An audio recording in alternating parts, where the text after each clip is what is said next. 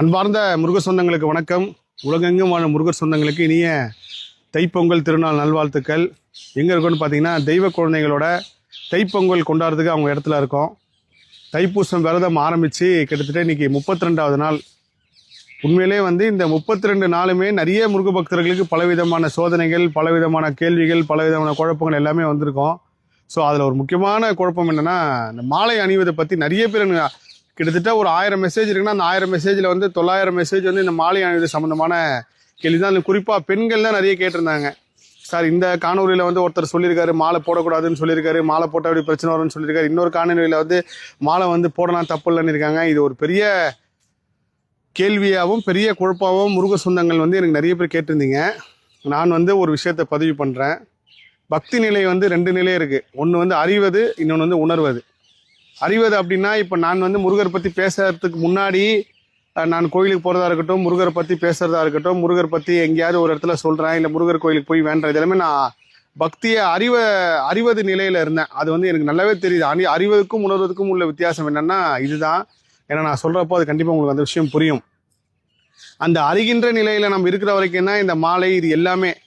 So இந்த மாலை எப்படி வந்துச்சு அப்படின்னு பார்த்தீங்கன்னா, கிட்டத்தட்ட ஒரு 400-500 ஆண்டுகளுக்கு முன்பு இந்த மாலை வந்ததுக்கு உண்டான விஷயமே எப்படின்னா, நம்ம முன்னோர்கள் எல்லா விஷயத்துக்கும் ஒரு காரணம் வச்சுருக்காங்க பின்னாடி. இப்போ சைவம் வைணவம் அப்படின்னு இருக்க போது, வைணவம்னா துளசி மாலை அணிவாங்க, சைவம்னா ருத்ராட்ச மாலை அணிவாங்க.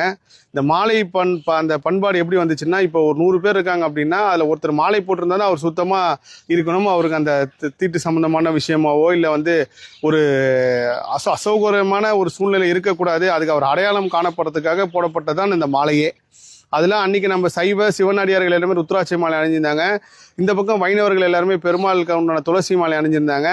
ஐயப்ப மாலை ஏன் துளசி மாலை அவர் விஷ்ணுவோட அவதாரம்ன்றக்காக அது காலங்காலமாக வருது. ஸோ இந்த மாலை, இந்த வழிபாடு எல்லாமே நம்ம உடம்புக்கு வெளியில் இருக்கிற ஒரு சடங்கு முறை. அதில் நம்ம தனியாக தெரியணும். நாளைக்கு எங்கேயா ஒரு இடத்துக்கு போகிறோம், ஒரு இடத்துல ஐயா ஒரு மாலை போட்டிருக்காரு, அசைவம் சாப்பிட மாட்டார், இவர் சைவம் தான் சாப்பிட்டாருன்னு ஒரு அடையாளப்படுத்துறதுக்காகவும், அது மட்டும் இல்லாமல் எங்கே போனாலும் அந்த கூட்டத்தில் அவங்களுக்கு ஏற்படக்கூடிய அசௌகரியங்களை தவிர்க்கிறதுக்காக அந்த அடையாளமாக மாலை போடப்பட்டது. அதை தாண்டி உணர்வதுன்னு ஒரு பக்தி நிலை இருக்குது. அந்த உணர்வது தான் ரொம்ப ரொம்ப முக்கியமானது. ஐயப்ப மாலை நீங்கள் நிறைய பேர் நான் பார்த்துருக்கேன், மாலை அணியாமல் கடைசி ஒரு 5 நாள் மாலை அணிந்து அந்த 48 நாள் விரதம் இருந்து கோயிலுக்கு போகும்போது 18ஆம் படி ஏறத்துக்காக ஐயப்ப மாலை அணிஞ்சு போவாங்க. அதுக்கு நம்ம பக்தி நிலை குறைந்ததா அப்படின்னு பார்த்தா கிடையாது. உண்மையிலே அது ஒரு உணர்வுள்ள ஒரு பக்தி. ஸோ இந்த மாலை அணிவது எல்லாமே ஒரு மனநிலையை பொறுத்து தான். நீங்கள் மாலை அணிந்தால் தான் உங்களுக்கு விரதம் கேட்டது கிடைக்கும் அப்படின்ற எதுவுமே கிடையாது. ஸோ முதல்ல இந்த குழப்பமான பக்தி நிலையிலேருந்து வெளியில் வாங்க, என்னோட தாழ்மையான வேண்டுகோள். நீங்கள் முருகப்பெருமான அறிகின்ற நிலையில் இருக்கிற வரைக்கும் உங்களுக்கு இந்த கேள்வி குழப்பங்கள் எல்லாமே தொடர்ந்து வந்துக்கிட்டே இருக்கும். எப்போ நீங்கள் உணர்கின்ற நிலைக்கு வரீங்களோ, அப்போது உங்களுக்கும் முருகனுக்கும் நடுவில் யாருமே தேவையும் படாது. நீங்கள் செய்கிறதுலேயுமே இறைவன் அக்செப்ட் பண்ணுறதை கண் கூட பார்ப்பீங்க. முருக சக்தி உங்களுக்கு சுற்றி நடக்கிறத உணர ஆரம்பிப்பீங்க. அது மட்டும் இல்லாமல் முருகர் நீங்கள் எப்படிலாம் கேட்குறீங்களோ அப்படியெல்லாம் ஒரு காட்சி கொடுத்துக்கிட்டே இருப்பார். அந்த உணர்கின்ற நிலை வர வரைக்கும் இந்த குழப்பமான விஷயத்துல நம்ம சுற்றிக்கிட்டே இருப்பன்றது தான் ஒரு பெரிய கசப்பான உண்மை.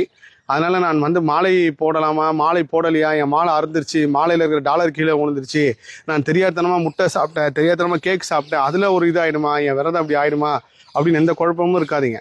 இந்த 48 நாள் தைப்பூச விரதத்தில் உங்களுக்கு எது கிடைக்குதோ கிடைக்கலையோ, ஆனால் நான் சத்தியமாக சொல்கிறேன், ஒன்று மட்டும் உங்களுக்கு கிடைக்கும். என்னென்னா ஒரு பெரிய பக்குவம் கிடைக்கும். அந்த பக்குவம் எப்படிப்பட்ட பக்குவம்னா, எப்படிலாம் நம்மளை சுற்றி என்னென்னலாம் சூழ்ச்சிகள் நடந்திருக்கு, எப்படிப்பட்ட மனிதர்கள் கூட நம்ம பழகியிருக்கோம், எப்படிலாம் நம்ம கூட ஆட்கள் இருந்திருக்காங்க, இப்படிலாம் நம்ம நம்பி இருந்தோமே அப்படின்ற ஒரு பெரிய தெளிவு நிலையும் ஒரு பெரிய விழிப்புணர்வும் உங்களுக்கு வந்திருக்கு. இந்த பக்குவம் தான் உங்களுக்கு அடுத்த இந்த 11 மாதமும் கொண்டு போகும். இது உண்மை. அதே சமயத்தில் விரத காலத்திலே நிறைய பேருக்கு வேண்டுதல் எனக்கு நிறைவேறுச்சுன்னு சொன்னவங்களே நான் பார்த்துருக்கேன். இப்போ 32வது நாள் இப்போ வரைக்கும் என்னடா நம்ம விரதம் இருக்குமே, கிடைக்குமா கிடைக்கான்ற குழப்பத்தில் யாருமே இருக்காதீங்க. உறுதியாக கிடைக்கும் நான் சொல்கிறேன். நான் சொல்கிறத தாண்டி நிச்சயமாக முருகர் கொடுப்பான்றதான் ஒரு பெரிய உண்மை. அதை நீங்கள் உணர்கின்ற பக்தி நிலைக்கு வாங்க. நீங்கள் முருகரை போய் நீங்கள் என்ன பண்ணாலும் சரி, நீங்கள் முருகா அப்படின்னு சொன்னாலும் அந்த முருக சக்தி உங்களை காப்பாற்றும். நம்ம பக்தி நிலையில் அறிவது உணர்வது இந்த 2த்துலேருந்து அறிகின்ற நிலையிலேருந்து நீங்கள் உணர்கின்ற நிலைக்கு வந்துட்டீங்கன்னா, உண்மையிலே நீங்கள் இப்போ அற்புதம் அதிசயம் ஒன்று அடிக்கடி சொல்கிறேன். இந்த பக்தருக்கு ஒரு விஷயம் நடந்துச்சு, அந்த பக்தர் அந்த அற்புதம் அதிசயம் உங்கள் வாழ்க்கையில் நடக்கும். மீண்டும் ஒரு முறை தைப்பொங்கல் நல்வாழ்த்துக்கள். எல்லா புகழும் முருகனுக்கே. நன்றி.